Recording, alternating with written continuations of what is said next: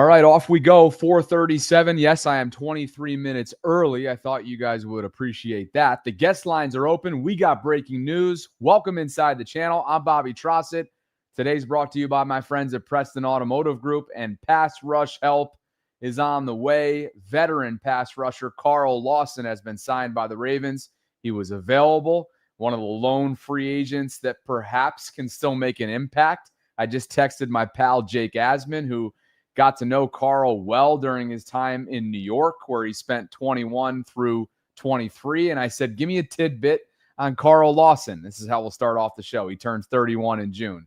He says, nice guy, always hurt. Or maybe it was the other way around. Always hurt, nice guy. Or nice guy, always hurt. Does it matter? There's a reason why he's available, but we will look at this on the optimistic side of things first and foremost, because the Ravens need all the help they can get. Guys, Nnamdi Madubuike hasn't played in close to a month since his season was shut down due to that neck injury, and a serious one. You get the sense that it is serious. Prayers continue to be up there for Nnamdi.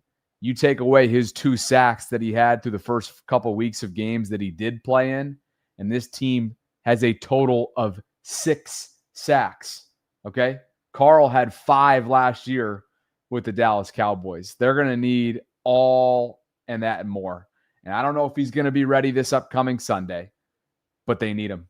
And they need any kind of pressure and pass rush help desperately that they can get between now and Sunday. And, of course, a short week as this season hangs in the balance. Bears, Dolphins, then Minnesota. Of course, the mini bye is between Miami and Minnesota, and that could very well dictate how Eric DeCosta, as the general manager, chooses to handle when it comes to buying versus selling the NFL's upcoming trade deadline, which is set for November 4th at 4 Eastern. The guest lines are open. You can call in and share a thought on today's signing if you'd like to by clicking on the link that I have included in the pinned comment right now in the live chat. Zach Orr spoke a short while ago.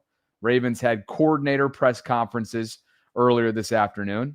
And part of what he had to say, as my friend Jeff Zrebeck tweeted, is that much of the bye week was spent coming up with a pressure plan, blitzes, and other things to try and get more pressure on the quarterback. Guys, I think we all know it doesn't take a rocket scientist to diagnose and evaluate that this pass rush has been non-existent to the first 6 games, 7 weeks of this season. And if they want to keep this thing in reach, meaning they want to keep this season afloat, you have got to knock Caleb Williams out of his comfort zone early and often. This is a team that's riding high right now after going 0-2. Chicago, under first-year head coach Ben Johnson, has ripped off 4 straight wins. And as much as some want to hang their hat on the degree of difficulty or lack thereof when it comes to strength of schedule and their opponents over the course of that 4-game winning streak, I got news for you. That is not a luxury right now that the Ravens have earned. And so while Zach Orr said this earlier, it certainly helps when a guy like Carl Lawson, a savvy veteran, is added into the equation. Will he be the savior, the Lord and Savior that turns around this defensive pass rush or lack thereof? I don't think so.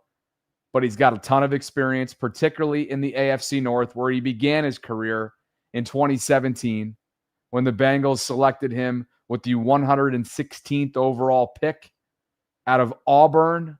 He spent the first 4 years there, so the Ravens have a familiarity with him. He went on to play with the Dallas Cowboys for the 2024 season. And prior to that, he was a New York Jet from 2021 to 2023. Again, 15 games for the Cowboys last year, 3 of which were starts. Going to have some tape on him in just a bit. But this is your newest Baltimore Raven. And while it's not a trade, while it's not a blockbuster move, it's one that'll help. I don't know if it's going to help this upcoming Sunday. I know he is actively tweeting as of just a couple moments ago.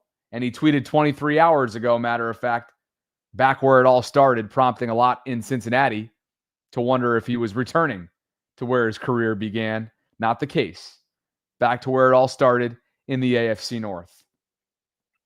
As you take a look at his bio across the board as well, 119 total career tackles, 27 career sacks, 3 forced fumbles, one of which was recovered. Again, he spent last year in Dallas where he racked up 5 sacks. He does have an injury history, as most pass rushers do at 30, with the amount of tenure that he has under his belt and service time in the National Football League. We'll get into that a little bit later on. He's 6'2", 260 pounds, had a 4-year career at Auburn, and again, was selected in the 4th round by Cincinnati in 2017. There's always a reason why players like Carl Lawson at this point in the season remain unsigned, but as Jordan Schultz notes here, he'd been waiting for the right opportunity. Well, if that opportunity and that vision comes in the form of playing time opportunity, he probably picked the right place because it is wide open right now in Baltimore. This is a room that's inexperienced. This is a room that's thin. And this is a room that's banged up. And as a result, has been underperforming, has underdelivered, and is now at a point of desperation, sitting at 1-5 going into week 8 and a must-win game against the Chicago Bears. Again, I want to be clear. I have no idea whether or not he's going to be able to turn around in time to play to play against the Chicago Bears. But they worked him out recently within the last week or so. He's 30 years old. Had a productive season with Micah Parsons, by the way. That's always noteworthy, knowing that Micah was one of his running mates that he suited up alongside last year. Of course, he is now in Green Bay, making a big-time impact, night and day, really, for the Packers pass rush. And now he's going to be tasked with helping, not single-handedly, but helping attempt to turn this season around. And we'll see when he gets an opportunity to do so for Zach Orr's defense. As for Carl's tape, and we'll get to the guest lines in just a minute, I see you, Jay Moore. I see the rest of the waiting room as well. If you guys want to share a thought with me on this breaking news regarding the newest Ravens pass rusher, you can click on the link that I have included right now as a pinned comment in this live chat. Carl, just yesterday, tweeted out he was very thankful for the opportunity that he got in Dallas last year and actually believes that he's twice the player he was last year with a healthy offseason. He loves Dallas. However, Houston and Azaraku are only just scratching the surface. Again, referring to a couple of their young players for the Cowboys, and tells this reporter to have faith. And again, right before that, you see it back where it all started. And just right before we went live, he quote tweeted the Jordan Schultz report and says, back to the AFC North. So here he comes. And here comes some analysis in terms of what he put on tape last year. And it comes courtesy of Al Karsten. Al says Carl Lawson remains the top pure pass rusher on the market in an increasingly thin group. We know they are hard to come by, particularly at this point in the season. By the way, Al Karsten, good follow. Does research for the 33rd team. Also writes as a personality for the Detroit Lions. And here's what Al had to say. Marcus Davenport, and again, this is from a Detroit perspective, so we'll just skip down to that third paragraph where he writes, Lawson ranked top 64 among edge rushers in both PFF grade and total quarterback pressures over the second half of last season and could immediately bring his rocked up long arm and stab, chop, rip moves opposite Aiden Hutchinson. Again, this is from a Detroit perspective. Now he's heading to Baltimore. We know this is confirmed. Jordan Schultz just tweeting it out a short while ago. But Al, in his research and evaluation here of Carl, sniped together a highlight reel of all 5 of Lawson's third down quarterback hits from last season as a Dallas Cowboy. And here they are. Lock in on number 55. Here he is going against the Steelers. Again, we're watching number 55 go to work. Here he is against Brock Purdy and the San Francisco 49ers. A lot of veteran savvy comes with this player. I didn't actually see the quarterback hit on this one. And to be quite honest with you, since this is breaking news, this is my first time, as it is your fatality that Carl Lawson's showing in this clip right here. Again, important to note, anybody that's a teammate of Micah Parsons tends to eat due to his presence. But that's a little glimpse into perhaps what the Ravens could be getting in Carl Lawson. Your thoughts on this move by the Ravens? Breaking news, if you're just tuning in, veteran Carl Lawson, a pass rusher, is on his way to Baltimore. We'll see how quickly he can turn this thing around, meaning and get ready to play. Because Jordan Schultz says here he's been waiting for the right opportunity. Well, I think we can all agree there is plenty of opportunity to be had in Baltimore right now with the state of this pass rush. Jay Moore, talk to me, brother. Your 60 seconds starts right now. Curious to hear your thoughts on this newest Raven who's en route to your city. What's going on, man? Hey, what's up, brother? How you doing? Fuck a 60-second timer. It's breaking news, baby, but don't take advantage of it now. Talk to me about your instant reaction on this. Hey, I like it, but I don't at the same time. I like it simply because we at the point where we gotta take whatever the fuck we can get. We got that D line. It doesn't look good. We can't get pressure, which is why the secondary is getting torched. I mean, and it also tells us that Eric DeCosta might not be making that a trade. He might not make a trade before that. Whoa, hey now. He might not. Let's not speak that into existence. Why you speak? Why? You have to think about the history of how Eric DeCosta is. He will make if he does a signing in a specific area, he doesn't make a big splash to fill that spot. I mean, I would say like Mike Green. Let me interject for one second because you're right. Historically, he's been very calculated in the way that he does his business. He's also been aggressive in some spots. And this brings you back to 2022 when they were in dire need of a change.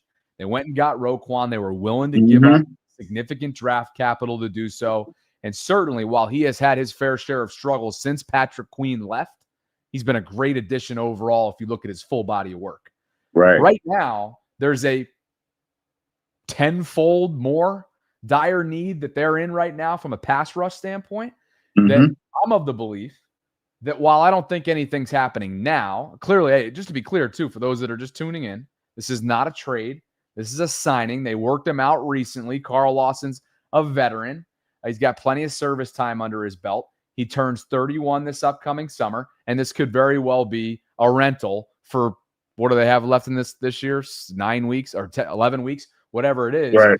And so if I'm Eric DeCosta between now and 1 week from tonight, when they're scheduled to play on a short week in Miami, I can't make any trades because unless you had the vision, as we talked about on the Vault earlier today, to extend a player like they did with Roquan after they saw what he was able to bring to the table, unless that's a vision, I don't see them making any kind of activity moves between now and Miami because he's got to see from his team that they're, one, not quitting, and two, capable of winning these next 2 games. I think we all know they're capable. Are they going to? I don't know. But if they do, if I'm Eric DeCosta, midnight, a week from today, it's on.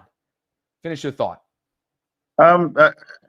I feel like it's a great thing simply because we got Mike Green. We need I guess more of a veteran presence on that D line as far as the outside in order to maybe teach him something that somebody else can't.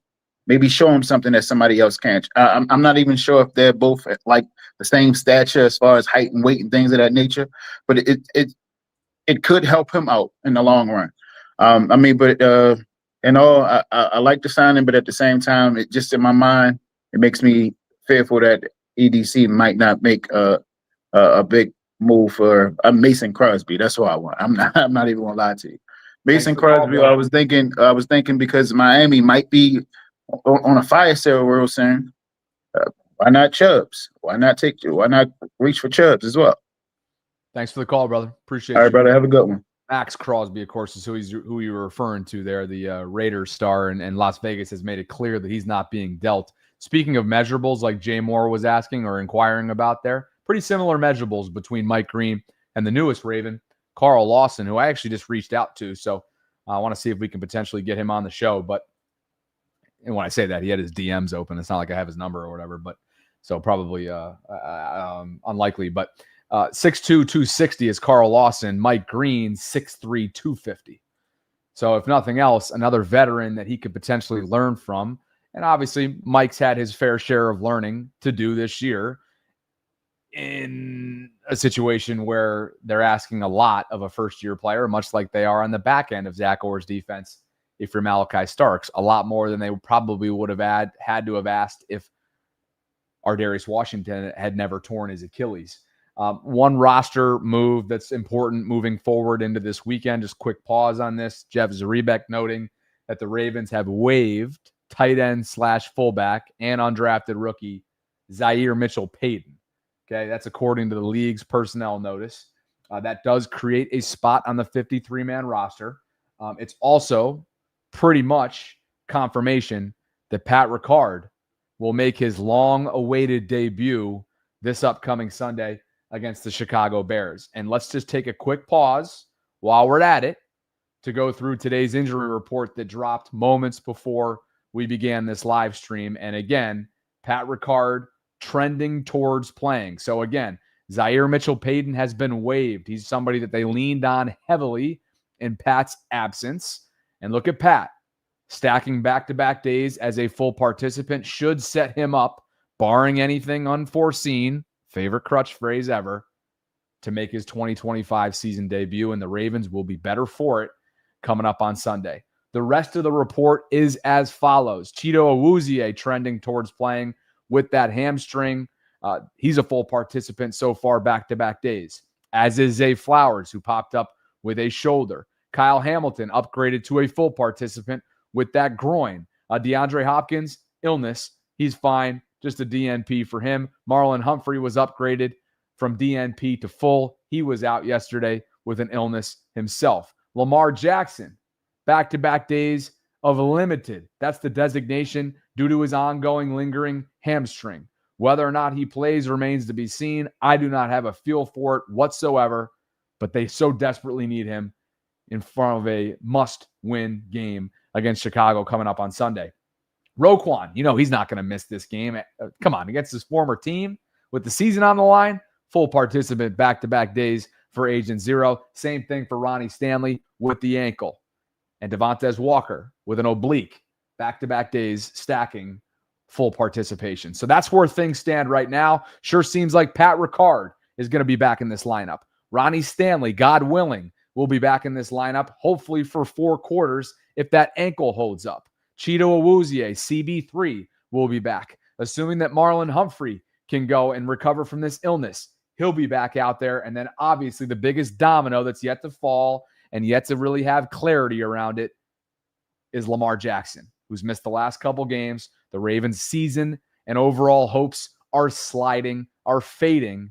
But if he comes back, we'll have to see. We'll have predictions and a whole lot more coming up on tomorrow's show. The breaking news, if you're just tuning in, is that pass rush help is on the way. 30-year-old free agent no longer, Carl Lawson, who was drafted by the Cincinnati Bengals back in 2017, spent his first 4 years in the AFC North, has been signed to the Ravens. Will he be available several days from now to make his debut this year in 2025 against Chicago? I don't know, but the Ravens need all the help that he can give them. And I want to get your thoughts ahead of this breaking news or on this breaking news. We'll go to Dre Dog. Extra Butters in the house. I see you, Maddie and Chef and Johnny. Appreciate you guys hanging out in the waiting room. Guys, if you could, again, I took away the 60-second clock because it's breaking news. Let's not go off. Let's not abuse it, Dre Dog. Mr. 120. How long does it take you after hours, Dre Dog? Oh, maybe I'll ask you. Welcome inside the channel, my friend. Give me your breaking news reaction. Yo, can you hear me okay? Yes, sir. Good to see you. All right, real quick, just off the top, I just wanted to say, Bobby, you're not alone in the lack of optimism that you feel for this team. I'm definitely in line with you when you say we got to see it to believe it. We have all the tools, we have all the weapons, everybody's back healthy, but we were pretty healthy coming into the season. Of course, Ardarius was down, and then Matabike, but we were relatively healthy coming into the season. So we had all the dogs. We had everybody. So as far as the Lawson acquisition, I think it's the classic EDC move of low risk, high reward potential. If we get him in, I'm sure we didn't pay him an arm and a leg, to join the team. And so if he gives us 5 sacks and, maybe we get to the playoffs, he gets us a couple more, then that's going to be worth it. But if he gets in and he's on the injury report in 2 weeks from now, well, what are we doing? I do also agree with you that I don't think EDC is going to pull any major triggers until after the Dolphins game. If we win these 2 games, I think EDC will say, okay, we can pull the trigger on a significant trade potentially. The only caveat about the significant trade is that Lamar is still sitting at $74 million on our cap next year. So the flexibility that we have is very limited. And the last little nugget I'll say, as far as Max Crosby, the Ravens would only need to free up, I think, about $5 million to actually sign him under his cap hit for this year. So, as far as money-wise, we're probably maybe a restructure away to getting Max Crosby on the team, paying his cap hit. But as far as what you would have to give up for him, I just don't see EDC. He adores his picks. I don't see EDC giving up 2 and 3, significant picks to get Max Crosby. Right. The conversation, you appreciate it, but it starts and stops with multiple first-round picks. They're just not we just don't live in a world. The day that we live in a world where the Ravens are 1, desperate enough to do that, and 2, actually execute and follow through with that. Yep.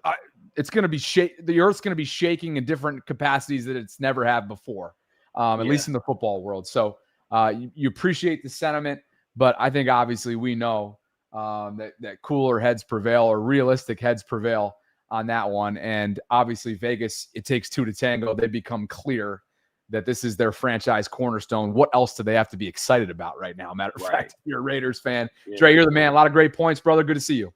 All right. Good to see you too, bro. Breaking news. Carl Lawson's coming to Baltimore. Tongsley says, hopefully Lawson is better than nothing. Hope he's not cut/released next week. We'll see. I like the effort. Piggybacking off of what Tongsley's saying here, piggybacking off of what Dre Dog just said, if you're Eric DeCosta right now, this is essentially, hey, show me something. 3 phases defensively. Lamar, if you can go. This offensive line, if it can protect and move and knock bodies back.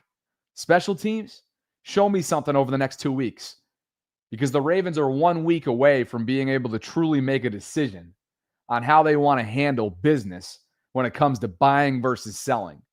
If they find a way to, with or without Lamar, to rip off 2 consecutive wins and keep this season alive with a glimmer of hope over the next 7 days on a short week and a short turnaround going down for primetime football 1 week from tonight against a lowly Miami Dolphins team, then DeCosta's going to start working the phones. I would think that's got to be the strategy, the approach right now if you're the Ravens front office. Appreciate you, Tongsley. Thomas says, just want people to realize that the back end of our schedule is full of road games. It's not as easy as y'all think. Our home games were front-loaded. Not to mention, Thomas, and this is another reason why I can't hop on the overwhelming board or the 5 or 6 reasons for optimism that we've been debating all week with Femi and Sarah, is because they've only played 1 AFC North game.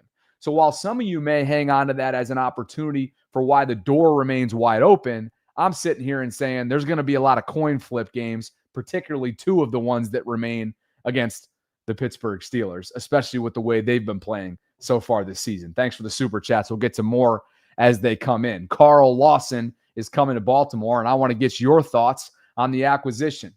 He's a 30-year-old veteran. He's a former 4th-round pick by the Cincinnati Bengals, where he spent the first 4 years of his career, starting in 2017. He then went to the Jets, and he spent last year as a member of the Dallas Cowboys, where he had 5 sacks in 15 games, including 5 quarterback hits. And I got to tell you, Carl does bring a veteran savvy. A 14.3% pass rush win rate is what he posted with the Jets, but you got to go back to 2022. In 2020, he had 32 quarterback hits. That ranks second in the NFL. And you go all the way back to his early years in the league, he posted seasons of 8.5, 5.5 sacks. 8.5 was his rookie year with the Bengals. Again, you got to go all the way back to 2017. He does have a checkered injury history, including an Achilles tear. Just a few years. He's just a few years removed from that back in 2021 when he ruptured his left Achilles tendon. In 2023, he played limited due to a back injury. When I texted my friend Jake Asman, who covers the Jets and is a massive fan of his team and knows it inside and out, I said, give me a tidbit on Carl Lawson. He says, great guy, always injured. There's a reason why these players are available at this point in the season, but there's also a reason why the Ravens were ringing those phones. And now they're in a position where they need all that they can get. And 5 sacks, boy, they could use those over the course of the next 10, 11 weeks. Back to the guest lines we go. EB, again, no, what am I talking about right now? No limitation, because this is breaking news. I'm not throwing a timestamp up, but I'm asking you, do not abuse it. EB's been known to talk. So EB, nice and concise, baby. Give me your instant reaction. Maddie, we're coming to you next. Then Chef, Rave, Johnny, Manny, I see you. Guest lines are open. We're reacting to breaking news. EB, talk to me about Carl Lawson, my friend. I mean, at this point, we need to try anything at this point. I'm hoping that he can make somewhat of an impact. I'm hoping they don't sit down Mike Green too much, because he do need the reps. And I also agree with you and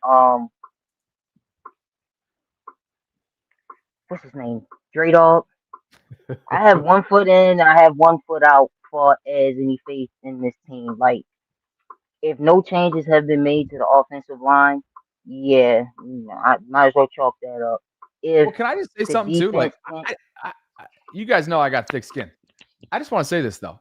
I'm getting absolutely killed in the Vault live chat the last several days since I went ahead and started sharing some strong opinions on what I feel like is a Yes, I've realistic seen. take based on what the Ravens have shown us through a 6-game sample size. Okay. And so while there's reasons, there's a glimmer of hope right now. I'm not leaning into that glimmer. I'm leaning into what Kyle Hamilton says they are, which is what their record says they are, which is what 1-5 tells you are. So Jack says you're a negative Nancy. Jack, I call bullshit on that. I think it's realistic Randy. All right, call me double R, baby. Back to you, EB. I mean, you got a point, because it's there in the film. It's not like we're making it up, or you're making it up. We're seeing it, and it's not good. It's not Ravens football. So that's why I said, if we can keep the level of defense that we had against that Rams game for the remainder of the season, and even going into the playoffs, I think we're fine. If you can make a change in the offensive line and it looks better than what it has, I think we're fine. But I mean, like I said, saying it is one thing, seeing it is a whole different ball game. So I mean, I'm hoping. I'm hoping. I All mean, right, EB. That's all you can do, brother. Great to see you, man. I'll talk to you. all right. Appreciate you. Guest lines are open. Maddie, I see you down there. Let's get a thought from you in just a second. We are reacting to breaking news. We're about 30 minutes into doing exactly that. This episode's brought to you by my friends at Preston Automotive Group, and we should probably get a quick read in before I get back to the guest lines, because this waiting room is cooking right now. And I want to say again, thank you to Preston Automotive Group. You can scan the QR code in the upper right-hand corner right now of the screen if you want to learn more about one of my longest standing brand sponsors. And that is, again, the folks at Preston Automotive Group. And at Preston, if you are a Bobby Baltimore subscriber, you will receive 2 exclusive offers that you can consider. 1, $500 towards a new or pre-owned vehicle. Or 2, when you buy 4 tires, you'll get 50% off your alignment. You got over 2,000 vehicles to shop from in the available inventory section. If you click on the link that I have included in the show notes, it'll take you directly to my landing page. You can communicate with Leah, the site operator, here on the right-hand side, or you can scroll down to contact them easily by filling out this form right here. And let's get you a live count in terms of available inventory. 3,567 vehicles. And I'll just start scrolling. I mean, you guys can get in here. It's like Zillow almost.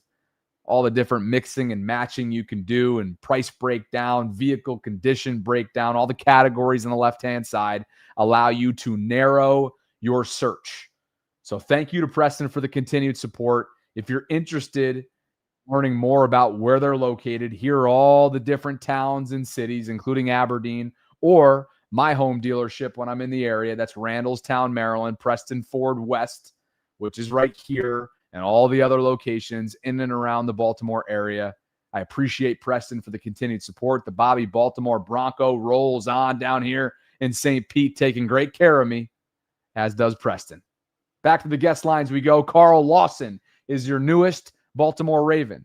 Elsewhere, the Ravens have waived their fullback / tight end and a former undrafted rookie by the name of Zaire Mitchell-Payton, which suggests and maybe even confirms that Pat Ricard at fullback will make his season debut after missing the first 6 games with that lingering calf issue. Lamar Jackson continues to be limited back-to-back days with that hamstring. A lot of other infusion of health, though. Roquan expected to play. Marlon Humphrey expected to play. Who else? Chido Awuzie expected to play. A lot of signs of health and health improvement. Will that yield different results? Remains to be seen. Matty Boom, will Carl Lawson yield different results for this pass rush that's been non-existent through the first 6-game sample size? What's going on? Welcome to the program. Will Carl Lawson make this team better? No. No, I'm kidding. I got one word for you. Meh. Okay. Meh. But it's almost like the Mitchell Payton move, like you just said. You could look at that at the base level, but it's more, you need to read between the lines here. For me personally, this kind of tells me that they're going to focus more on offensive line during the trade deadline and an offensive guard more than pass rusher. And I see a lot of people saying, Max Crosby and all these big names. Let's be real here. We are in no position right now to be giving up first-round picks, even second-round picks, especially with Lamar's contract becoming as big as it is. Could you agree there? Well, look, offensive line is hard to come by. It is. At the deadline, dude. So I have my doubts about that. They got to get Lamar extended. They're not going to be able to do any business this offseason if they don't get Lamar extended. Straight up. I mean, it's going to be slim pickings. And you think they've been cheap and bargain shopping at the outside linebacker position for years since Sizzle left? It's going to get worse. It's going to get worse, and it's only going to get more exposed if they keep missing on Penn State edge rushers, if they keep missing on day 2 and day 3 the way they have consistently. And I tell you what, we had a super chat donor that sent something, and his name escapes me, and I'm sad that it does, and I hope somebody remembers it from earlier today on the Vault, because I thought this was a really interesting observation. He says Eric DeCosta, the outside linebacker position to Eric DeCosta is what wide receiver was to Ozzie Newsome. And I thought that was the perfect analogy. I hope it doesn't age like that. Eric obviously is 8 years. So his first year was 2019, I want to say. Mm-hmm. So he's got a 6 or 7 year sample size so far since taking over for Ozzie. He's still got a lot more time to right those wrongs. But that analogy so far has been aging like fine wine. Because you see the moves. You see Jadeveon Clowney, Yannick Ngakoue, and now you see this. It's the exact same. Let's see, who can we get that was just previously hurt that we can get on a cheap deal to put at that position. But the reason I'm bringing up offensive line is because, again, with Lamar's contract, it's almost like the Odell Beckham thing before he got signed. They almost need to kiss Lamar's ass right now to entice him to restructure. And I think nothing better right now than offensive line. They got him killed. And you could see even in the Bills game and the game after that, you could see once Lamar takes a snap, he's not doing a 3-step drop. He's doing a 15-step drop because he does not trust this offensive line at all. Yeah, his footwork's fucked right now. His hesitation, his anticipation, his timing, the cadence. I mean, it affects everything. It affects the entire operation. And obviously that's been totally exposed without Lamar in recent weeks as well. Yep. Todd Monken just earlier this afternoon was asked about potential changes. He says, quote, "I don't anticipate too many personnel changes. We're excited to get Ricard back. We're excited to get Ronnie healthy." And that's all he would say. Look, Jeff Zaribek's on record on Tuesday during the collective.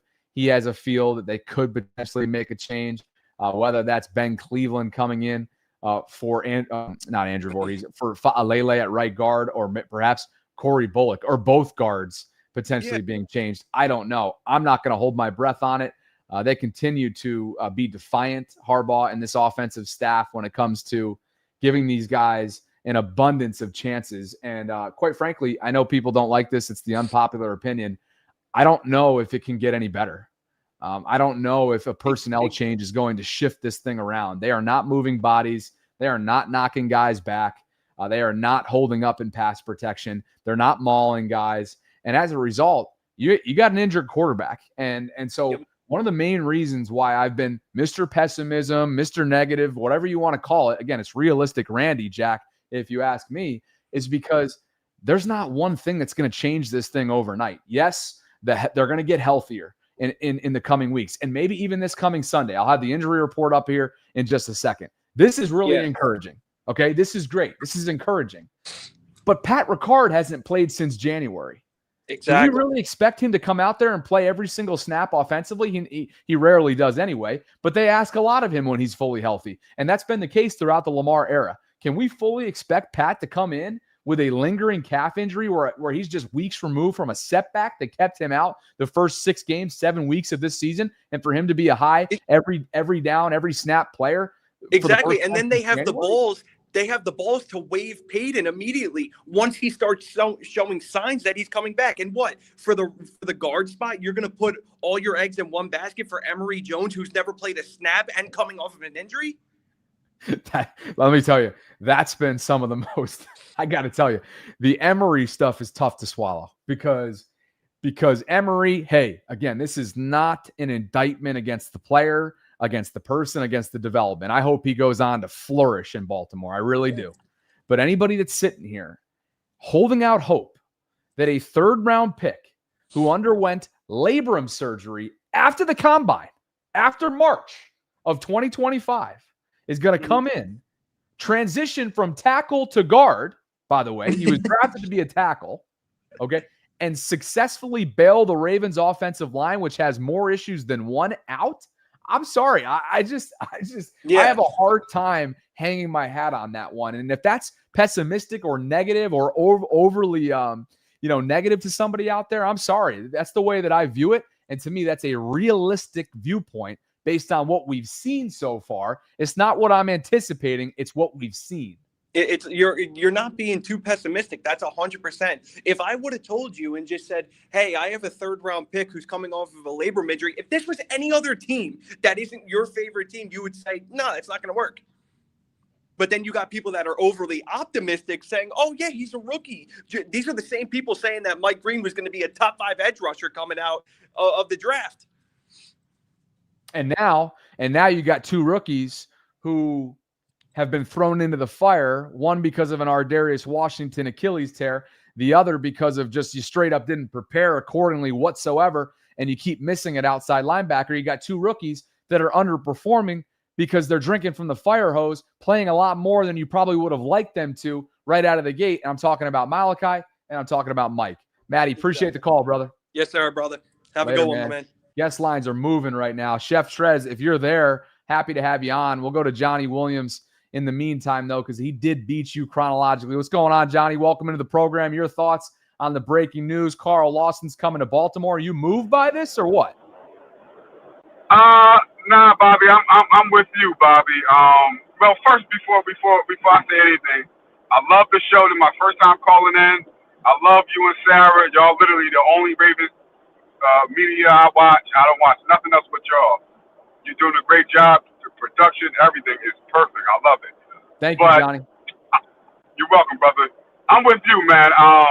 Until they get what is his name, Zach Orr out of there, I'm not going to believe anything I see. That 17 points that we held the Rams to, that wasn't nothing. My problem is with the Ravens, and I blame Ray Rice. I believe ever since Ray Rice did that incident, we've been getting the softer players from college.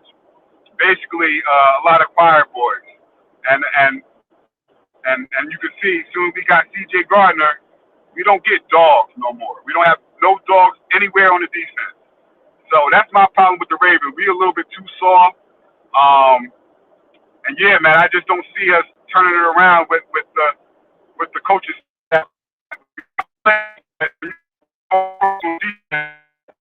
Hey Donnie, unfortunately, your connectivity's breaking up, my man. I lost you there at the end, but I appreciate the call and thanks for the kind words on the show. Ben Johnson, head coach for the Chicago Bears, is not buying with the Ravens so far. At least that's what he's saying at his press conference leading into this game of what the Ravens have put on tape.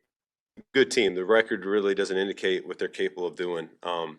They can put up points in bunches, and this defense is always, since Harbaugh's been there, has always found a way to respond. So even last year when they didn't start off hot, they came back and they finished the season real strong. So excuse me, I know coming off a bye week here, they'll be fresh, they'll be rested, they'll be ripping and roaring, ready to go. Coach Harbaugh, I think this is his 18th year. He's only had 2 losing seasons, so he knows what he's doing. So we got to be on our stuff here this week. I'll go ahead and Of course, a little bit of coach speak, but guess what? Historically, they have been nothing short of excellent coming off the bye since 2008 when John Harbaugh showed up from Philadelphia. They're 14-3 in games that directly follow their bye week. That's the NFL's second best record over that time span, just short of Pittsburgh at 15-3 under Mike Tomlin. Okay?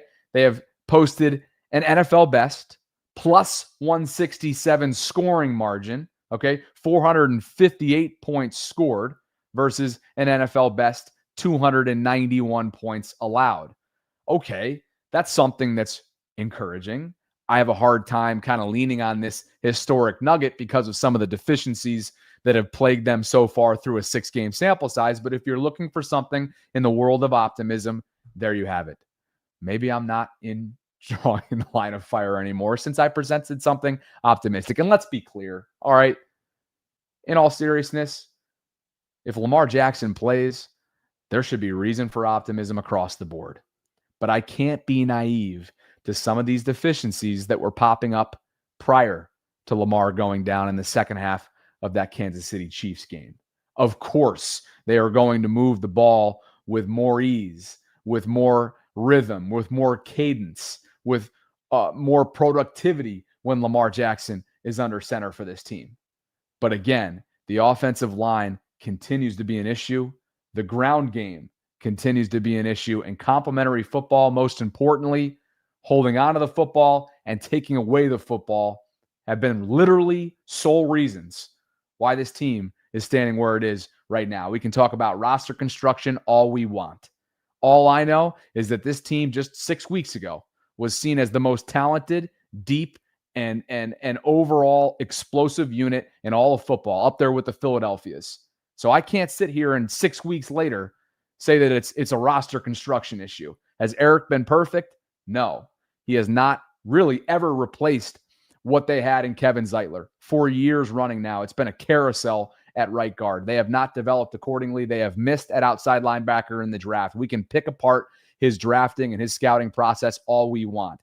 This roster is constructed to be a Super Bowl contender, and they have been anything but so far through 6 weeks. To the guest lines we go. Curious to hear your thoughts on the breaking news, and that is Carl Lawson coming to Baltimore. Chef Trez, talk to me. Are you moved by the acquisition?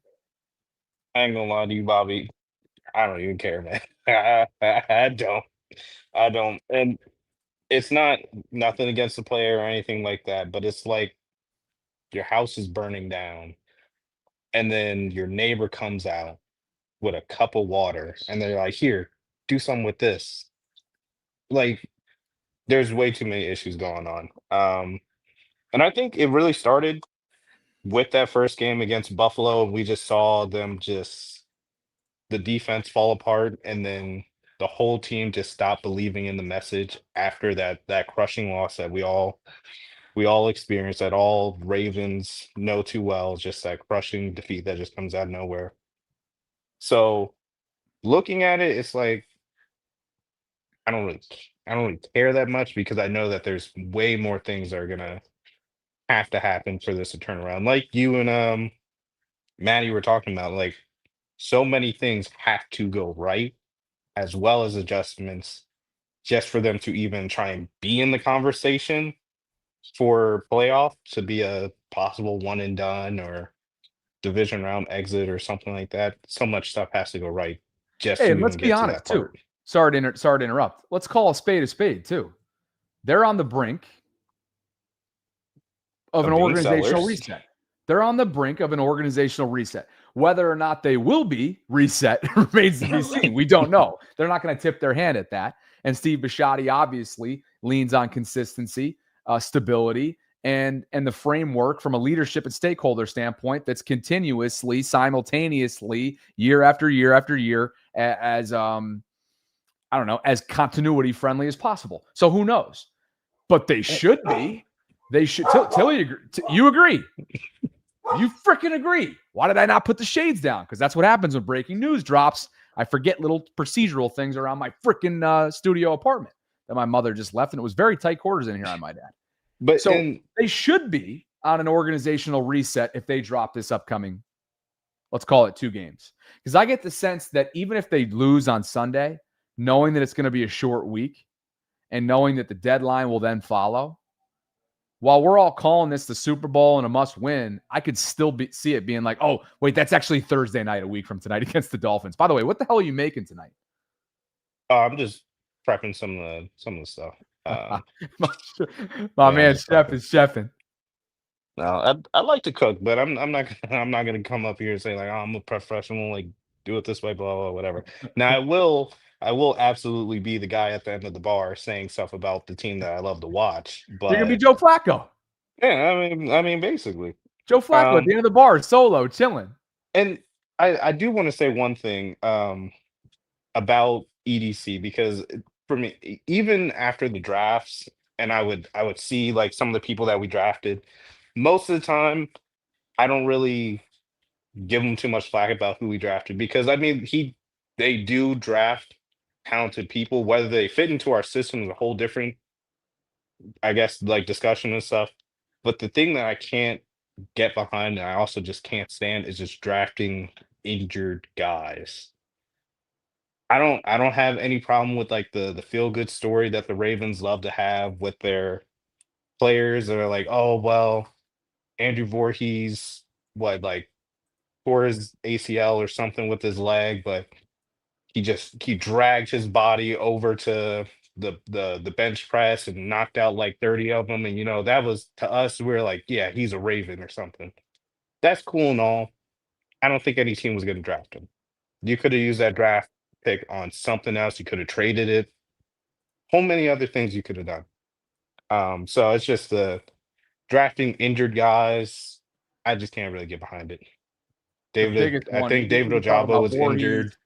You could talk about Voorhees, Emery, and Ajabo in recent years. And I think out of the Yeah. 3, the most perplexing.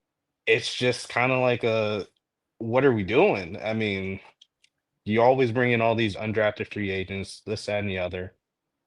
So you're telling me you wouldn't have a couple picks? I mean, I think David Ojabo, what was he, a second round or a third round pick?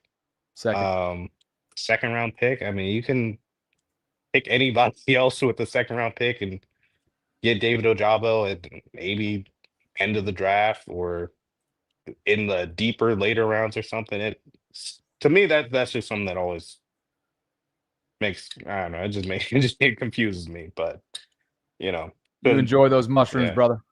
yeah. I don't want to be the dead horse, but you know, Bobby, try not to hit any more of your crutches. You know, I think you already said barring something unforeseen, drinking from a fire hose. So you know. Listen, keep calling it out. When you talk for a living, I need help. I need an intern. I need all the evaluations that I could do when it comes to my diction. I'll talk to you soon, brother. All right. Appreciate you. Chef. Oh, that's classic. I love when guys watch it. Dre Dog says history only matters what culture stays the same. History only matters when. Is that what you mean, Dre? When culture stays the same? This isn't a super chat, but you know I'm taking this as an opportunity to get after my guy Juan here. Juan says, Bobby, you was the one endorsing Cooper Rush. You don't know nothing. Hey, Juan, you think you would know shit behind this offensive line right now? JT, you think you'd be able to execute and run an offense and have cadence, right? And be able to move the ball effectively when you have no run game, no protection, no developing routes or late developing routes, and truly no help around you? You think you'd be all right there? Cooper Rush has been terrible since he's been here. He was anything but. He was serviceable and more than serviceable in Dallas, which is why I felt confident in the Ravens' decision to bring him in free agency. Cooper had an above 500 win-loss record as a starter in place of Dak Prescott before coming to Baltimore and playing behind this line. You want to know why he did? Because he was able to get in rhythm and go through his progressions and reads because of an offensive line that was capable of taking on blocks, sustaining said pressure, and giving him the time to diagnose.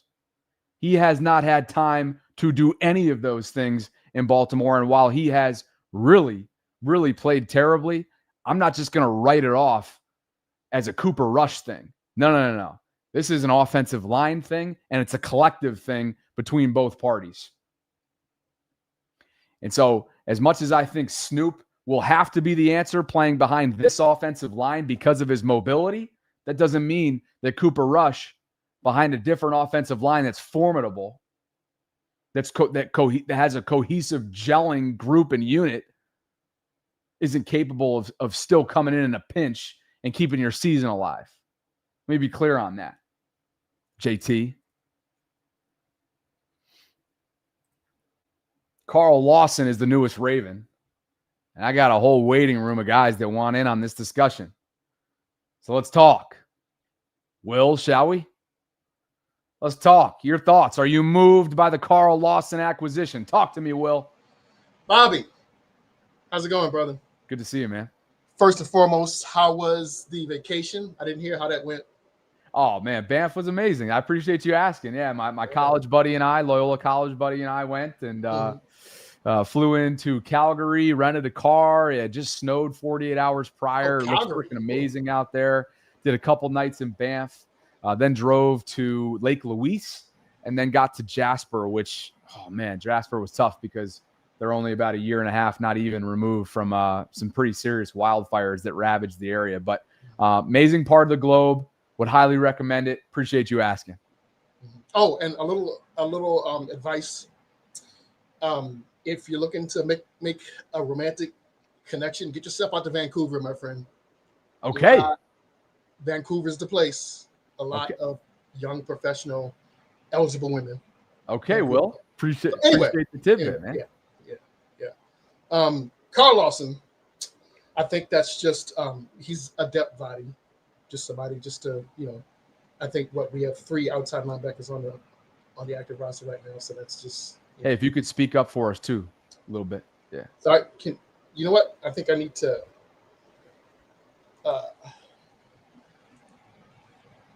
We'll bring you right back on, Will. All right, we'll bring you right back on. Talk to me. What's up, Manny? What's up? Not the Ravens. We're at the bottom of the barrel. Yeah, they're not up. They're not up right now. I mean, Chef might be up. He's cooking mushrooms. Who the hell knows what's going on over there? Hey, Chef's cooking and he's not inviting. What the hell? I mean, come on, man. If you're going to show your, he's yet to have brought his missus on for a segment. Like, what the hell? Come on, man.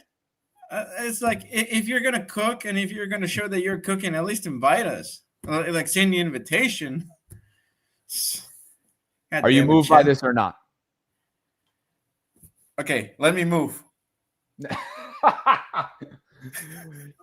How do you define this acquisition? Desperate.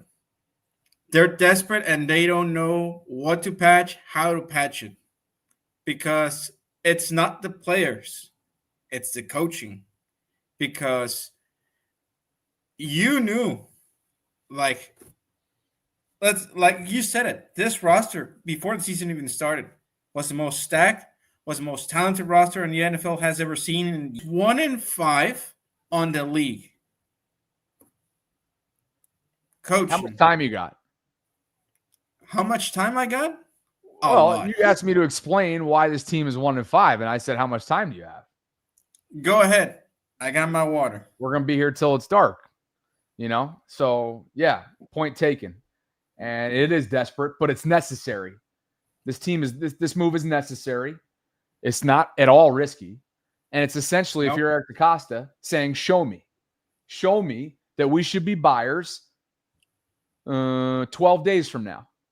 Show me we should buy, because we are an inch away from selling and potentially an organizational reset in the middle of Lamar Jackson's prime. That's what they're flirting with right now. They're flirting with disaster.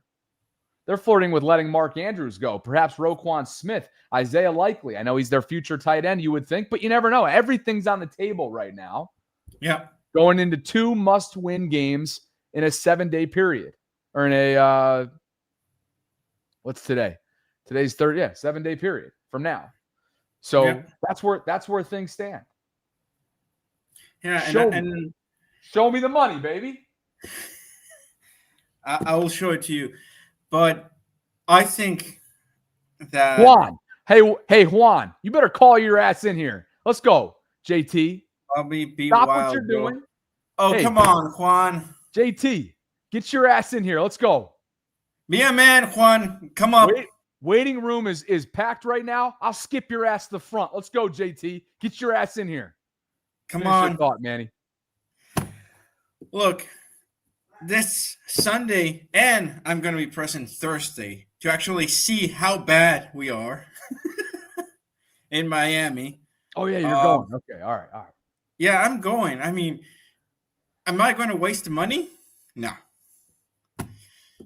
I'm not wasting the money like a certain front office right now calling for desperation.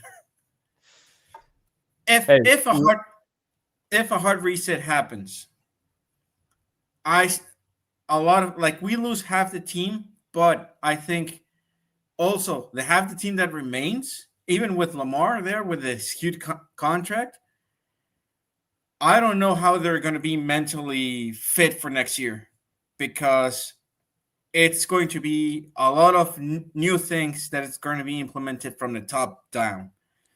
And let's just pray that Harbaugh got out of his ways, that he understands that it's just win no matter how. I'll see it on Thursday personally. I'll see you and Graven, everybody that's going over there pregame to discuss this even further, to have a beer, if not a beer, what do you drink? Whiskey, rum? Well, unfortunately, not to rain on your parade here, but as of right now, I don't have any plans to go to Miami. Yeah, just because, one, honestly, I lost track of time. 2, I've been traveling my ass off, and the amount of work that it goes in. I literally need to hire somebody this offseason to handle all my travel coordination, all the pregame coordination, all the sponsorship coordination. Like, if you guys know anybody, there's 752 people in here right now. If you guys know somebody, or you feel like you can be that guy or gal, or they or them, then I would love to talk to you, because it's getting to the point where our company is growing and I need help. So anyway, drink all the Miami beer that you can, or margaritas, or whatever the hell they're doing over there. And you enjoy yourself. We'll catch up down the road. Appreciate you, Manny. All right. See you later. Take care of yourself. All right, man. You too.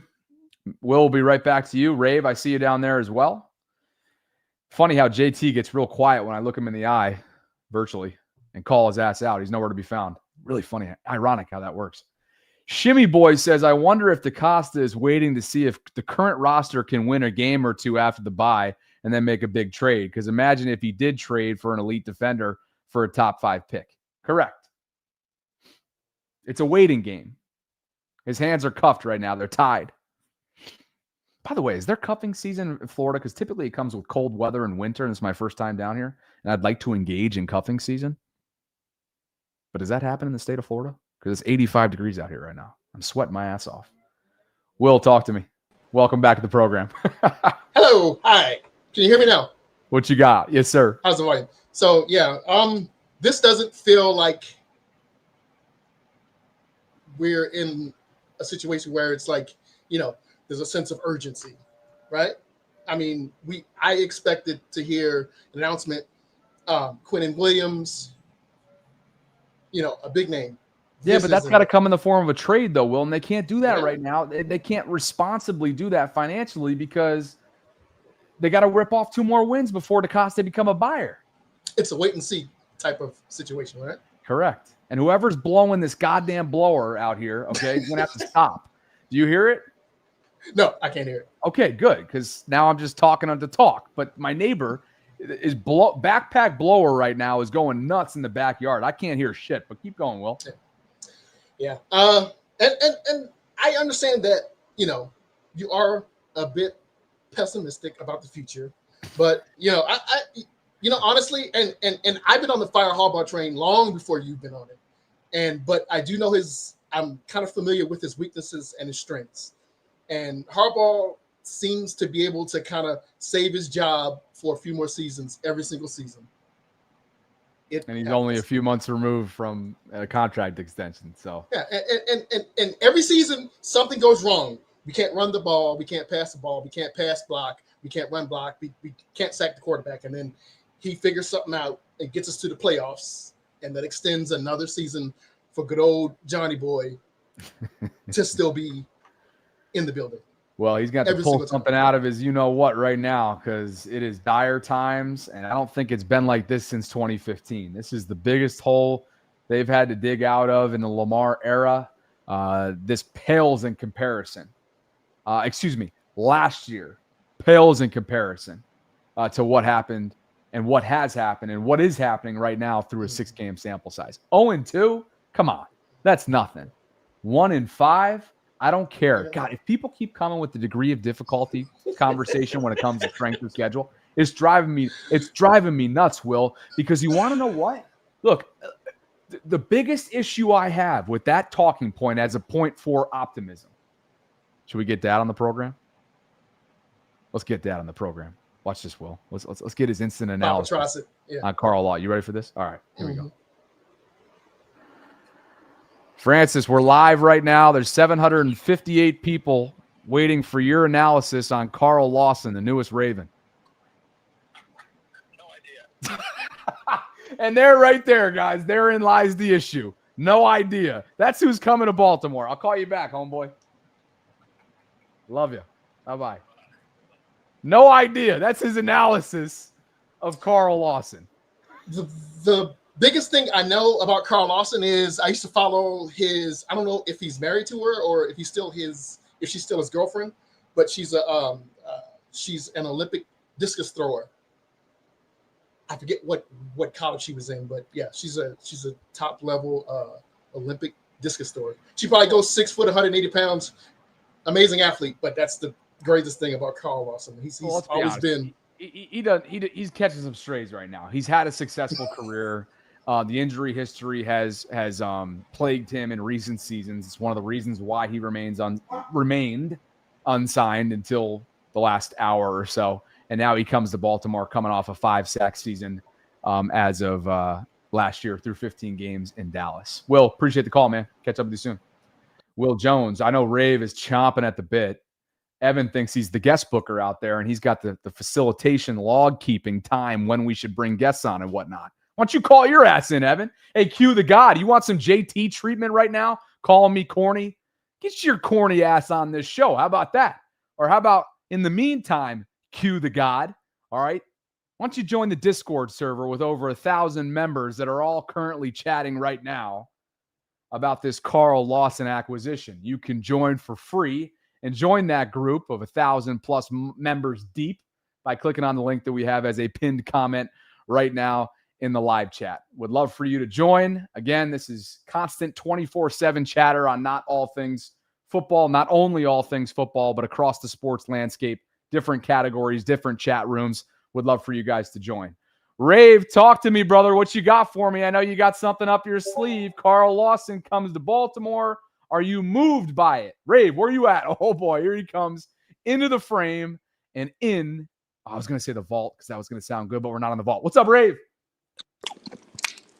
Oh, I forgot. My bad. Talk to me, Rave.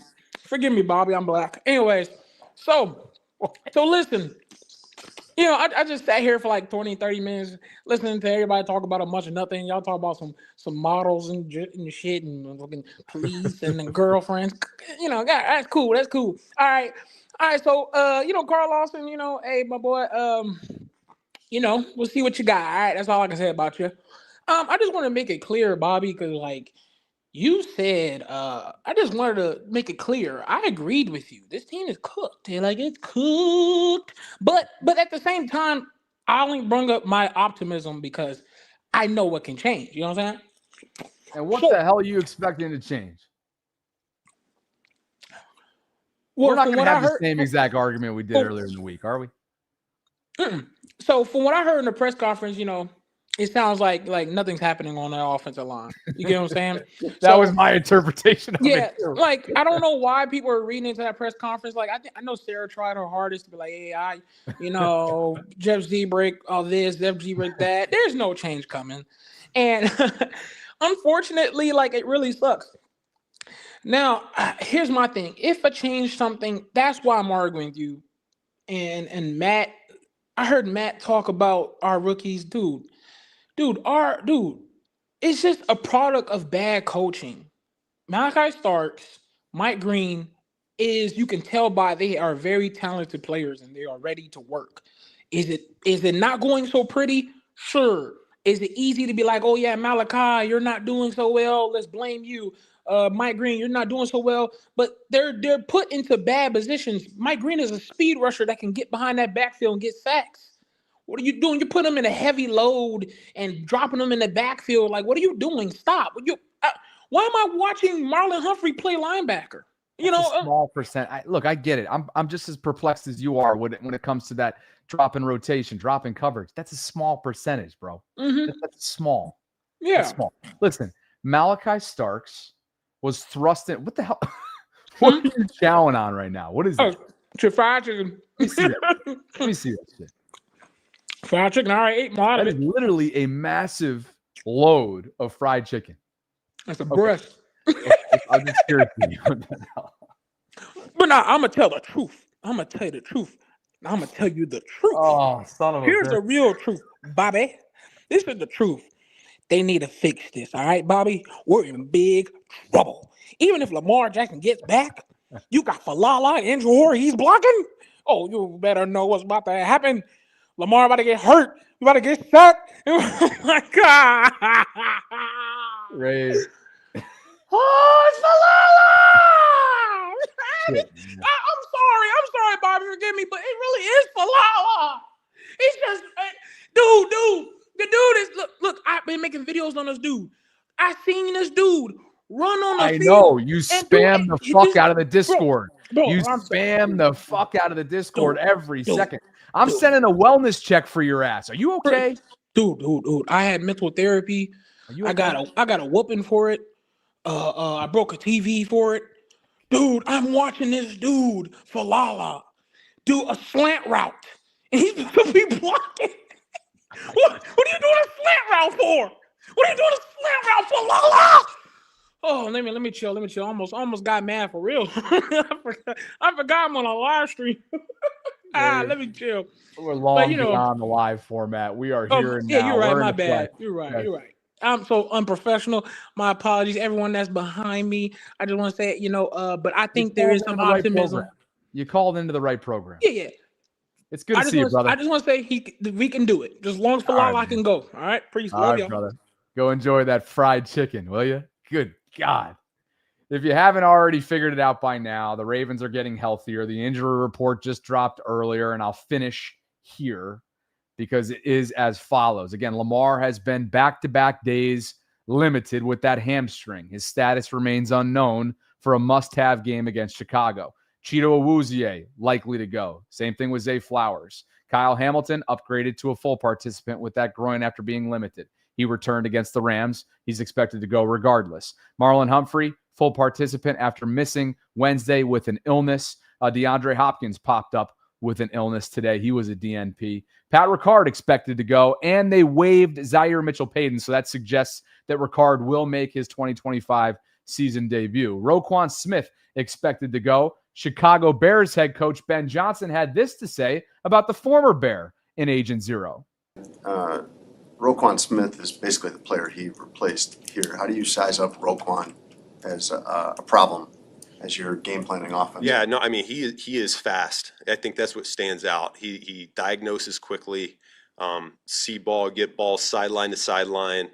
If our offensive lineman's responsible for him in the running game, we got to be on our horse because he's fast, and then he finds a way to shed. He finds a way to get around blocks and be around the football. So we're going to have to do our best to cover him up. You know, it seems like he's been an all-pro now for, 5 years in a row, I think, some outstanding number like that. So he is playing at a super high level, and I know they'll welcome him back on that defense. He's gonna help them out.